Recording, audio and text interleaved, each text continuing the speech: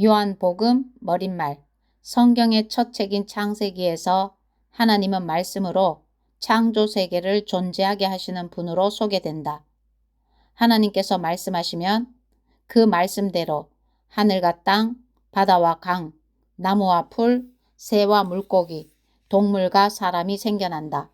보이는 모든 것과 보이지 않는 모든 것이 하나님께서 하신 말씀으로 존재하게 된다. 요한은 창세기의 여는 말과 유사하게 하려는 의도에서 말씀으로 구원을 이루시는 분으로 하나님을 소개한다. 처음에 그 말씀이 있었다. 그 말씀은 하나님과 함께 있었고 하나님도 그 말씀과 함께 있었다. 그 말씀이 곧 하나님이셨다. 그 말씀은 첫날부터 하나님을 위해 준비된 말씀이었다. 요한복음 1장 1절에서 2절. 이번에는 하나님의 말씀이 예수의 인격 속에서 사람의 모습을 입고 역사 속으로 들어온다. 예수께서 말씀하시면 그 말씀대로 용서와 심판, 치유와 깨달음, 자비와 은혜, 기쁨과 사랑, 자유와 부활이 생겨난다. 망가지고 타락한 모든 것과 죄악되고 병든 모든 것이 하나님께서 하신 말씀으로 구원을 얻는다. 왜냐하면 첫 창조 이후에 어디선가 일이 잘못되었고 창세기는 그 이야기도 전한다. 그것을 바로잡는 일이 절실히 필요해졌기 때문이다. 바로잡는 일 역시 말씀하심으로 이루어졌다. 구원하시는 하나님의 말씀이 예수의 인격 속에서 나타난 것이다. 이 이야기에서 예수는 하나님의 말씀을 선포하시는 분 정도가 아니다. 그분 자신이 곧 하나님의 말씀이시다. 우리는 이 말씀과 사귀면서 우리의 말이 예상보다 훨씬 중요하다는 것을 깨닫게 된다. 예를 들어 내가 믿습니다 라고 말하는 것이 삶과 죽음을 가르는 표지가 된다. 요한은 이것을 기록한 이유는 예수께서 메시아이시며 하나님의 아들이심을 여러분으로 믿게 하고 그 믿음을 통해 예수께서 친히 계시해 주신 참되고 영원한 생명을 얻게 하려는 것이다 라고 말한다. 요한복음 20장 30절에서 31절. 예수와 대화할 때 우리의 말에 품위와 무게가 실린다. 그것은 예수께서 구원을 해답으로 강요하시지 않기 때문이다. 그분은 편안한 대화, 친밀하고 인격적인 관계, 자비로운 반응, 뜨거운 기도, 그리고 이 모든 것을 아우르는 희생적인 죽음을 통해 구원을 선포하고 존재하게 하신다. 우리는 그 같은 말씀을 무심하게 지나칠 수 없다. 메시지 성경 1년 1도 요한복음 1, 2, 3, 4장 말씀 1장. 그 말씀이 살과 피가 되어. 처음에 그 말씀이 있었다. 그 말씀은 하나님과 함께 있었고 하나님도 그 말씀과 함께 있었다. 그 말씀이 곧 하나님이셨다. 그 말씀은 첫날부터 하나님을 위해 준비된 말씀이었다. 모든 것이 그분을 통해 창조되었다. 그분 없이 창조된 것은 단 하나도 없었다. 존재할 수 있도록 한 것은 바로 생명이었으니 그 생명은 삶을 유지하는 빛이었다. 그 생명빛이 어둠을 뚫고 타올랐으니 어둠은 그 빛을 끌 수 없었다. 일찍이 한 사람이 있었다. 그의 이름은 요한이었다. 그는 그 생명빛에 이르는 길을 가르쳐 보이라고 하나님께서 보내신 사람이었다. 그가 온 것은 어디를 보고 누구를 믿어야 할지를 모든 사람에게 보여주기 위해서였다. 요한 자신은 그 빛이 아니었다. 그는 그 빛에 이르는 길을 보여주려고 온 사람이었다. 그 생명빛은 참된 빛이었다. 그분은 생명에 들어가는 사람 누구나 그 빛 속으로 데려가신다. 그분이 세상에 계셨고 세상이 그분을 통해 존재했지만 세상은 그분을 알아보지 못했다. 그분이 자기 백성에게 오셨지만 그들은 그분을 원치 않았다. 그러나 그분을 원했던 이들, 그분이 스스로 말씀하신 그분이며 말씀하신 대로 행하실 분이라고 믿은 이들은 누구나 그들의 참된 자아 곧 하나님의 자녀가 되게 해주셨다. 이들은 피로 난 자도 아니고 육체로 난 자도 아니며 성관계로 난 자도 아닌 하나님에게서 난 사람들이다. 그 말씀이 살과 피가 되어 우리가 사는 곳에 오셨다. 우리는 그 영광을 두 눈으로 보았다. 단 하나뿐인 그 영광은 아버지 같고 아들 같아서 안팎으로 두루 충만하고 처음부터 끝까지 참된 영광이었다. 요한은 그분을 가리켜 외쳤다. 이분이 바로 그분이시다. 내가 전에 내 뒤에 오시지만 사실은 나보다 앞서 계신 분이라고 말한 것은 바로 이분을 두고 한 말이다. 그분은 언제나 나보다 먼저 계신 분, 늘 먼저 말씀하신 분이기 때문이다. 우리 모두는 그분의 충만한 은혜, 끊임없이 베푸시는 선물에 의지해 살아간다. 우리가 기본적인 것은 모세에게서 받았지만 이 풍성한 주고받음, 이 끝없는 암과 깨달음, 이 모든 것은 메시아 예수를 통해 받았다. 이제까지 하나님을 본 사람, 어렴풋하게라도 그분을 본 사람은 없었다. 아버지의 심장에 계신 분, 단 하나뿐인 하나님의 모습이신 그분께서 하나님을 대낮처럼 분명하게 드러내 보이셨다. 광야에서 외치는 소리. 예루살렘의 유대인들이 제사장과 관리들을 요한에게 보내어 그가 누구인지 물어보았을 때 요한은 아무것도 숨기지 않았다. 그는 그 질문을 얼버무려 넘기지 않고 사실 그대로 말했다. 나는 메시아가 아니다. 그들이 다그쳐 물었다. 그렇다면 누구란 말이요? 엘리야요? 아니다. 예언자요? 아니다. 그들은 화를 내며 말했다. 그렇다면 누구란 말이요? 우리를 보낸 이들에게 전해줄 답변이 필요하오. 무엇이라도 좋으니 당신 자신에 대해 좀 알려주시오. 나는 하나님을 위해 길을 곱게 하라고 광야에서 외치는 소리다. 나는 예언자 이사야가 선포한 일을 행하는 것이다. 요한에게 질문한 사람들은 바리새인들이 보낸 이들이었다. 이제 그들은 자신들이 궁금해하던 질문을 던졌다. 당신이 메시아도 아니고 엘리야도 아니고 예언자도 아니라면 세례는 왜 주는 겁니까? 요한이 대답했다. 나는 물로 세례를 줄 뿐이다. 그러나 너희 가운데 너희가 알아보지 못하는 한 분이 서 계신다. 그분은 내 뒤에 오시지만 내 다음 가는 분이 아니시다. 나는 그분의 겉옷을 들고 있을 자격조차 없는 사람이다. 이것은 요한이 세례를 주던 요단강 건너편 베다니에서 나눈 대화였다.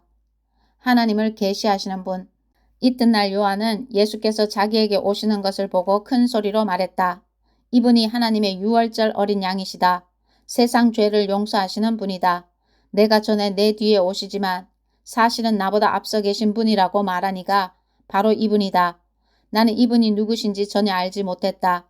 내가 아는 것은 이분이 하나님을 계시하시는 분이심을 알아보도록 이스라엘을 준비시키는 것이 내 임무라는 것뿐이었다. 그래서 내가 여기에 와서 물로 세례를 주는 것이다.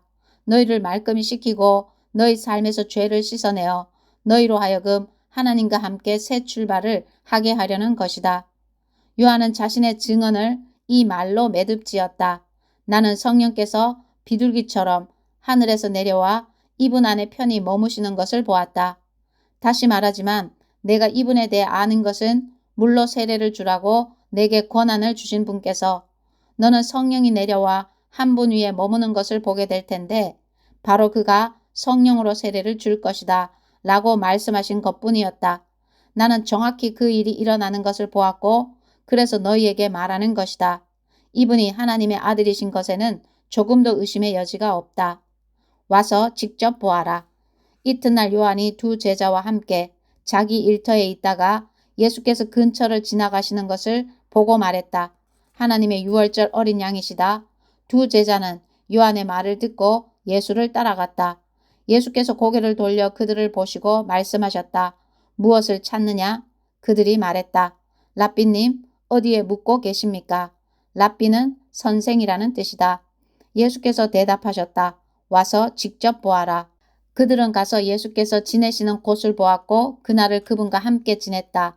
늦은 오후에 일어난 일이었다. 요한의 증언을 듣고 예수를 따라간 두 사람 중 하나는 시몬 베드로의 동생 안드레였다. 그가 예수께서 지내시는 곳을 확인하고 나서 맨 먼저 한 일은 자기 형 시몬을 찾아가 우리가 메시아를 만났다고 알린 것이었다. 메시아는 곧 그리스도다. 그는 즉시 시몬을 예수께로 인도했다.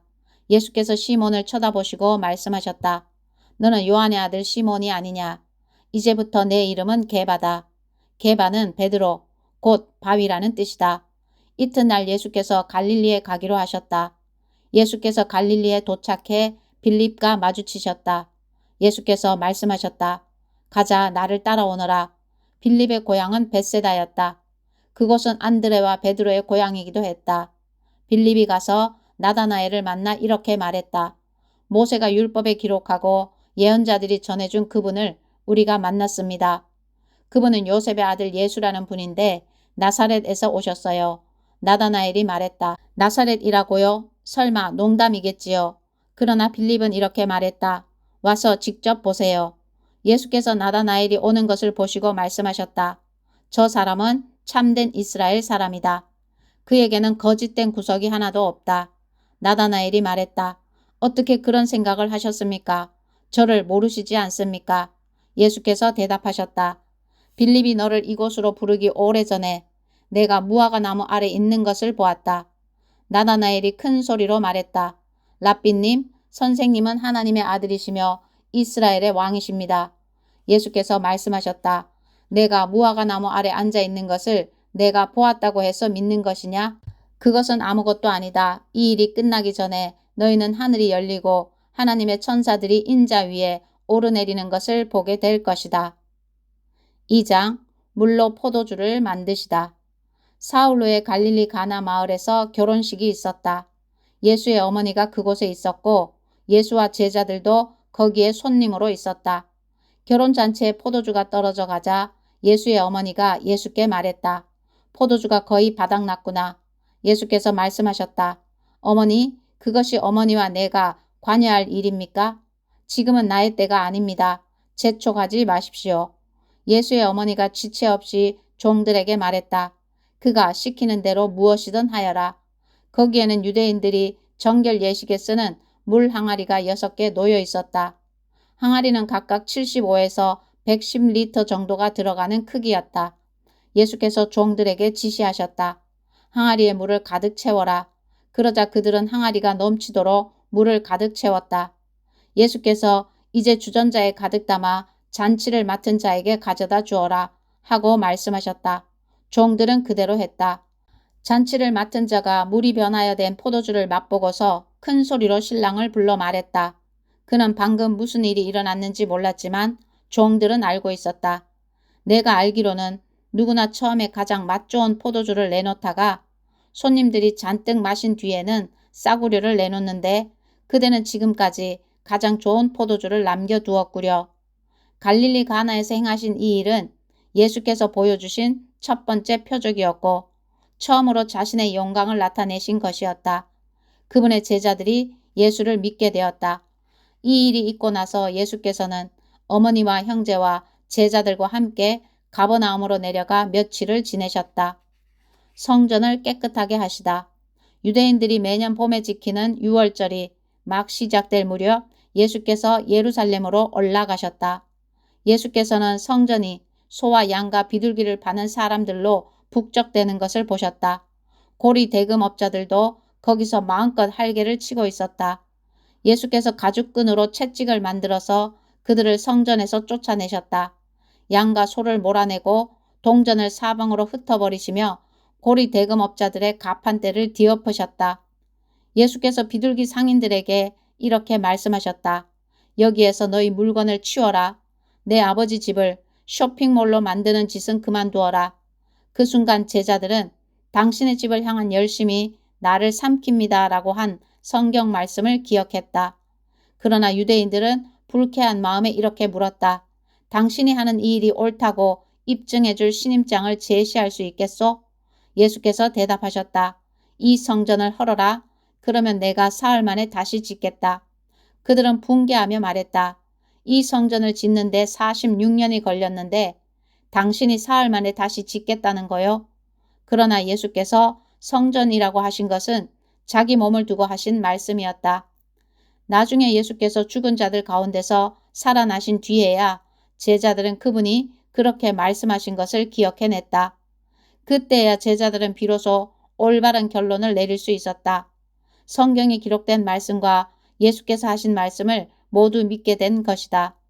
예수께서 예루살렘에 계시는 6월절 기간 동안 많은 사람들이 그분이 나타내시는 표적을 보았다. 그리고 그 표적이 하나님을 가리킨다는 것을 알고는 자신들의 삶을 예수께 맡겼다. 그러나 예수께서는 자신의 삶을 그들에게 맡기지 않으셨다. 예수께서는 그들을 속속들이 아셨고 그들이 신뢰할 수 없는 사람들인 것도 알고 계셨다. 예수께서는 아무런 도움 없이도 그들을 훤히 꿰뚫어 보고 계셨던 것이다. 3장 니고데모와의 대화. 바리새파 사람 가운데 니고데모라는 사람이 있었다. 그는 유대인들 사이에서 유력한 지도자였다. 하루는 그가 밤늦게 예수를 찾아와서 말했다. 랍비님, 우리 모두는 선생님이 하나님께로부터 직접 오신 분이라는 것을 알고 있습니다. 하나님이 관여하지 않으시면 아무도 선생님이 하시는 일, 곧 하나님을 가리켜 보이고 하나님을 계시하는 일을 할 수 없습니다. 예수께서 말씀하셨다. 내 말이 정말 맞다. 내가 하는 말을 믿어라. 사람이 위로부터 태어나지 않으면 내가 가리키는 하나님 나라를 볼 수 없다. 니고데모가 말했다. 이미 태어나서 다 자란 사람이 어떻게 다시 태어날 수 있겠습니까? 어머니 배에 들어가서 다시 태어날 수는 없습니다. 위로부터 태어난다고 하신 말씀이 도대체 무슨 뜻입니까? 예수께서 말씀하셨다. 너는 귀 기울여 듣지 않는구나. 다시 말해주겠다. 사람은 누구나 근본적인 창조 과정을 거쳐야 한다. 태초에 수면 위를 운행하시던 성령을 통한 창조, 보이는 세계를 움직이는 보이지 않는 세계, 새로운 생명으로 들어가게 이끄는 세례, 이 과정들이 없으면 하나님 나라에 들어갈 수 없다. 아기를 예로 들어 설명하겠다. 태어난 아기는 다만 내가 볼 수 있고 만질 수 있는 몸만 가지고 있을 뿐이다. 그러나 그 몸 안에 형성되는 인격은 내가 절대 볼 수도 없고 만질 수도 없는 것, 성령으로 빚어져 살아있는 영이 되는 것이다. 바로 이러한 과정을 말하는 것이다. 그러니 너는 위로부터 태어나야 한다는 말, 곧 이 세상의 가치로부터 떠나야 한다는 내 말에 놀라지 마라. 너는 바람이 부는 방향을 예측할 수 없다는 것을 잘 알 것이다. 너는 나무 사이를 스치는 바람의 소리는 듣지만 그 바람이 어디서 와서 어디로 가는지는 모른다. 하나님의 바람, 곧 하나님의 영을 힘입어 위로부터 태어난 사람도 다 그와 같다. 니고데모가 물었다. 그 말이 무슨 뜻입니까? 어떻게 그런 일이 일어날 수 있습니까? 예수께서 대답하셨다. 너는 이스라엘의 존경받는 선생이면서 이런 기본적인 것도 모르느냐? 잘 들어라. 진리를 있는 그대로 일러주겠다. 나는 경험으로 아는 것만 말한다. 나는 내 두 눈으로 본 것만 증언한다. 어디 들은 말이나 전에 들은 말은 하나도 없다. 그러나 너는 증거를 직면해서 받아들이기는커녕 이런저런 질문으로 꾸물거리고 있구나. 손바닥보다 뻔한 사실을 말해도 내가 믿지 않는데 내가 보지 못하는 하나님의 일을 내가 말해봐야 무슨 소용이 있겠느냐. 하나님 앞에서 내려오니 곧 인자밖에는 아무도 하나님 앞으로 올라간 이가 없다. 모세가 광야에서 뱀을 들어 백성에게 보고 믿게 한 것과 마찬가지로 인자도 들려야 한다. 그러면 그를 바라보는 사람, 그를 믿고 기다리는 사람마다 참된 생명, 영원한 생명을 얻게 될 것이다. 하나님께서 이 세상을 얼마나 사랑하셨는지 그분은 하나뿐인 아들을 우리에게 주셨다. 그것은 아무도 멸망하지 않고 그를 믿는 사람은 누구나 온전하고 영원한 생명을 얻게 하시려는 것이다.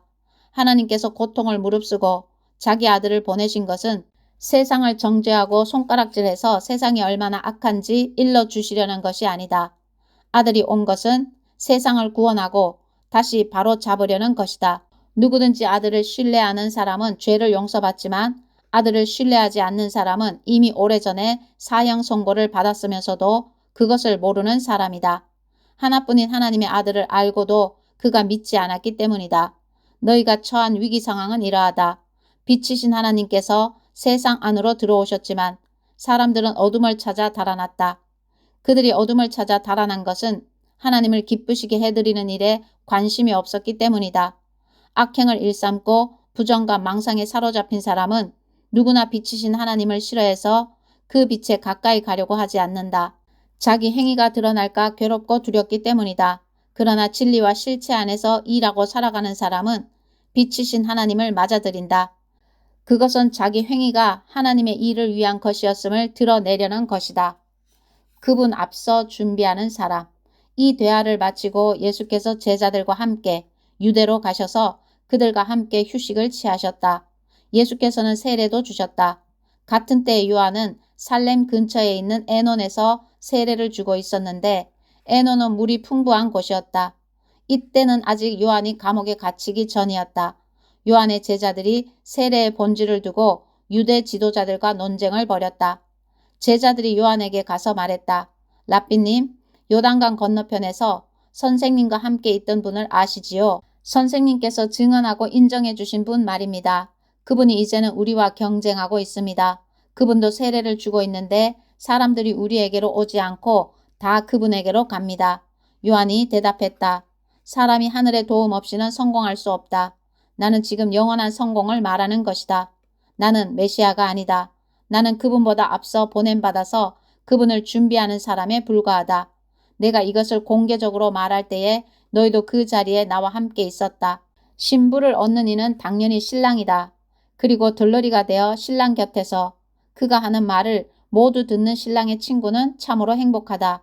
내가 바로 그 사람이다. 이제 결혼식이 끝나고 행복한 결혼 생활이 시작될 것을 잘 아는 신랑의 친구가 어떻게 질투할 수 있겠느냐. 그래서 내 잔이 넘쳐 흐르는 것이다.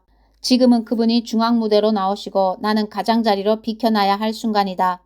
위로부터 오시는 그분이야말로 하나님께서 보내신 다른 어떤 심부름꾼보다 뛰어나신 분이다.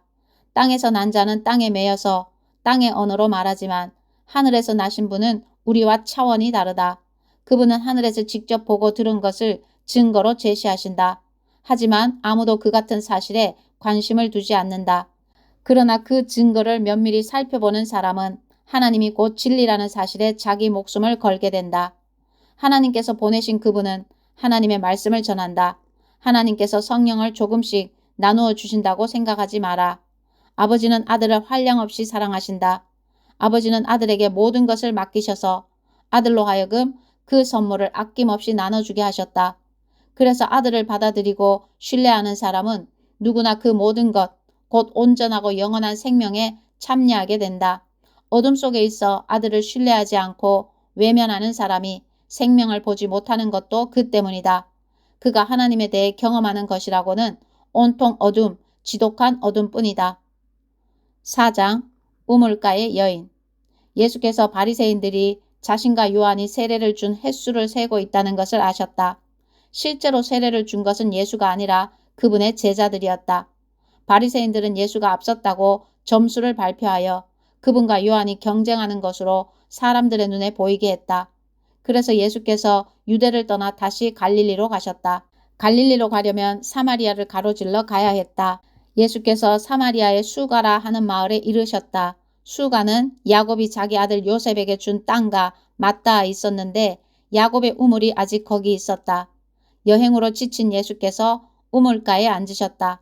때는 정오 무렵이었다. 한 사마리아 여자가 물을 기르러 나왔다. 예수께서 그 여자에게 말씀하셨다.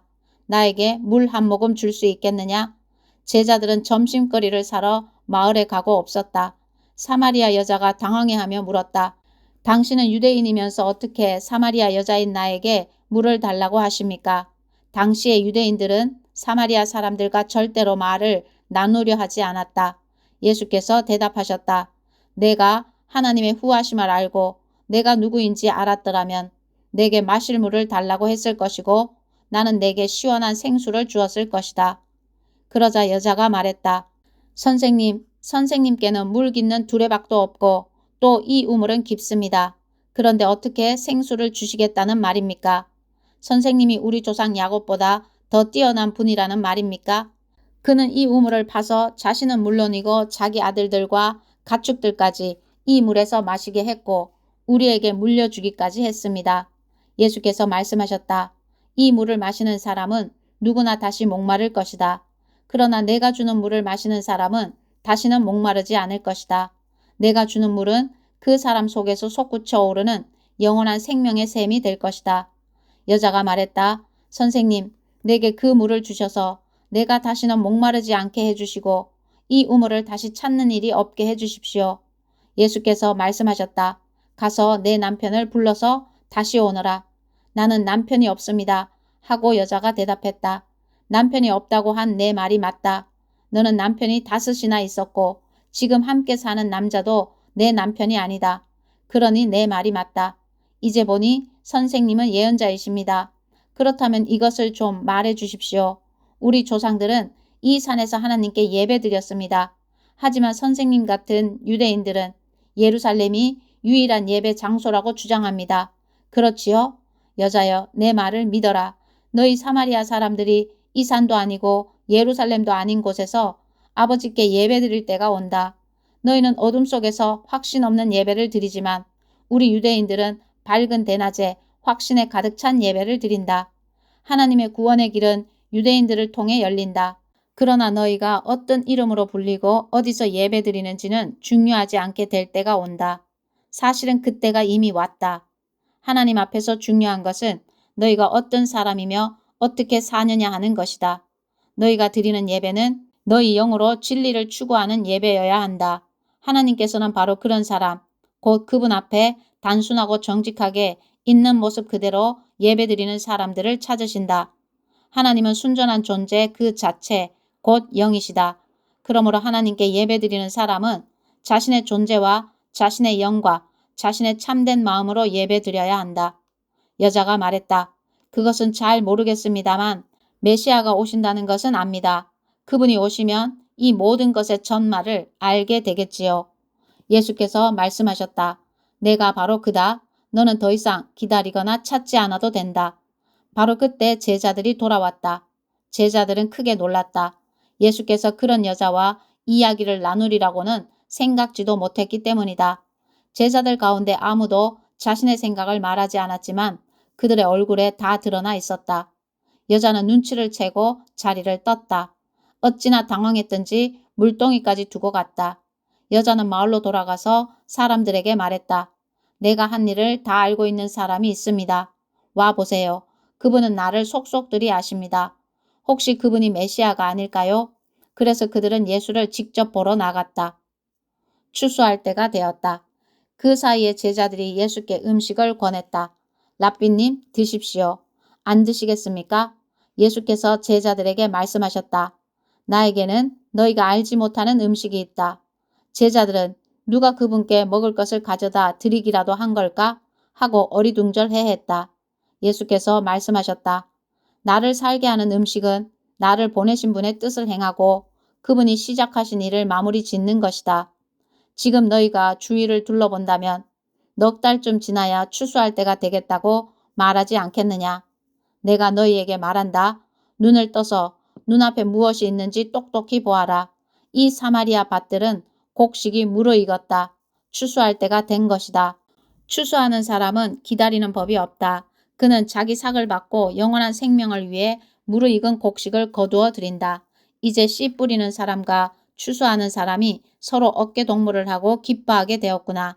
한 사람은 씨를 뿌리고 다른 사람은 거두어 드린다는 말이 과연 맞는 말이다. 나는 너희가 일구지 않은 밭으로 너희를 보내 추수하게 했다. 너희는 손가락 하나 보탠 것 없이 다른 사람들이 오랫동안 힘써 일궈놓은 밭에 걸어 들어간 것이다. 마을에서 온 많은 사마리아 사람들이 예수께 자신의 삶을 맡겼다. 그분은 내가 한 일을 다 아십니다. 나를 속속들이 아십니다. 라고 말한 여자의 증언 때문이었다. 그들은 예수께 좀 더 머물러 주기를 청했고 예수께서는 이틀을 더 머무셨다. 더 많은 사람들이 예수의 말씀을 듣고 자신의 삶을 그분께 의탁했다. 사람들이 여자에게 말했다. 이제 우리는 당신의 말 때문에 믿는 것이 아니오. 우리가 직접 듣고 확실히 알게 되었소. 그분은 세상의 구주이십니다. 이틀 후에 예수께서 갈릴리로 떠나셨다. 예수께서는 예언자가 자기가 자란 곳에서는 존경받지 못한다는 것을 경험으로 잘 알고 계셨다. 예수께서 갈릴리에 도착하셨을 때 갈릴리 사람들이 그분을 반겼다. 그러나 그것은 그들이 유월절 기간 동안 예수께서 예루살렘에서 행하신 일을 감동을 받았기 때문이지 그분이 누구시며 장차 무슨 일을 하시려는지 정말로 알았기 때문은 아니었다. 예수께서 전에 물로 포도주를 만드셨던 갈릴리 가나로 다시 가셨다. 한편 가버나움에 왕실 관리 한 사람이 있었는데 그의 아들이 병을 앓고 있었다. 그는 예수께서 유대를 떠나 갈릴리로 오셨다는 소식을 듣고서 그분을 찾아가 가버나움으로 내려가서 죽기 직전에 있는 자기 아들을 고쳐달라고 그분께 간절히 청했다. 예수께서 그의 말을 피하시며 이렇게 말씀하셨다. 기적을 보고 압도되지 않으면 너희는 믿으려 하지 않는다. 그러나 그 관리는 물러서지 않았다. 함께 가주십시오. 제 아들의 생사가 달린 일입니다. 예수께서는 그저 집으로 가거라 내 아들이 살아났다고만 대답하셨다. 그 사람은 예수께서 하신 말씀을 그대로 믿고 집으로 향했다. 그가 돌아가고 있는데 종들이 중간에서 그를 붙잡고는 소식을 전했다. 아드님이 살아났습니다. 그 사람이 자기 아들이 언제 낫기 시작했는지를 묻자 종들이 대답했다. 어제 오후 1시쯤에 열이 내렸습니다. 그 아버지는 그때가 바로 예수께서 내 아들이 살아났다고 말씀하신 때라는 것을 알았다. 그 일로 결론이 났다. 그 관리뿐 아니라 온 가족이 다 믿게 된 것이다. 이것은 예수께서 유대를 떠나 갈릴리로 오신 뒤에 보여주신 두 번째 표적이다. 아멘.